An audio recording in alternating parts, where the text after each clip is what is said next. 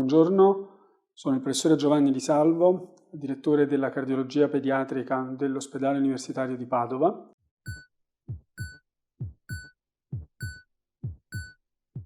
Il 14 febbraio è per tutti noi la festa di San Valentino, quindi quando pensiamo alla festa di San Valentino pensiamo a dei ragazzi innamorati, pensiamo al loro cuore.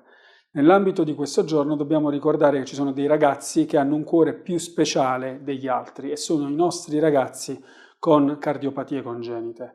Questa data serve appunto a ricordare a tutti che le cardiopatie congenite rappresentano l'anomalia congenita più frequente, circa un caso ogni 100, e che però è fortunatamente un'anomalia trattabile nella stragrande maggioranza dei casi.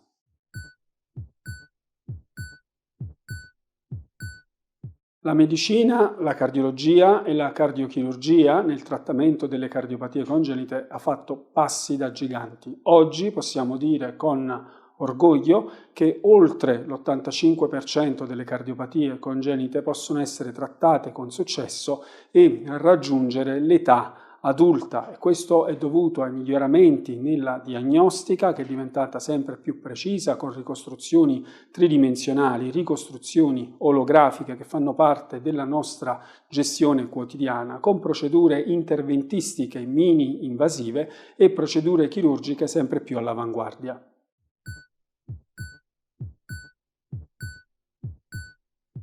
Se la medicina ha fatto passi da giganti, per cui oltre l'85% delle cardiopatie congenite può essere trattato con successo, esiste ancora un 15% di cardiopatie congenite dove facciamo fatica ad avere buoni risultati.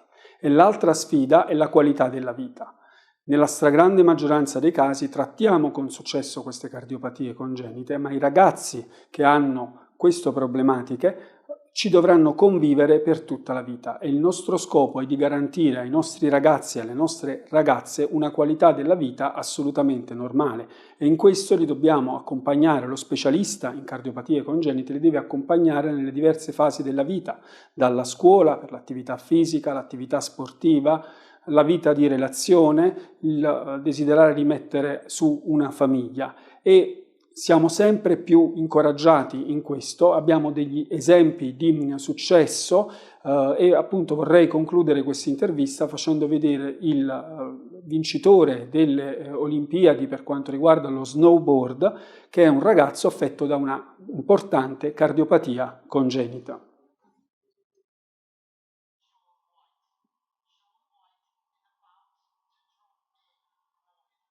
He wasn't happy. 3 from 4 in the hands of the judges. Here we go, the first 1440, the front double cork 1440. This will set him up, switch 1440, the cap 1440. He almost took himself out of Olympic contention learning this trick in New Zealand this summer. He hit his face on the re-entry, McTwist, the tomahawk, double cork 1260, spun in a backside direction. And then double cork 1260. And seeing these camera angles, the amplitude was there. This was an incredible run, and this could definitely contest the gold medal position.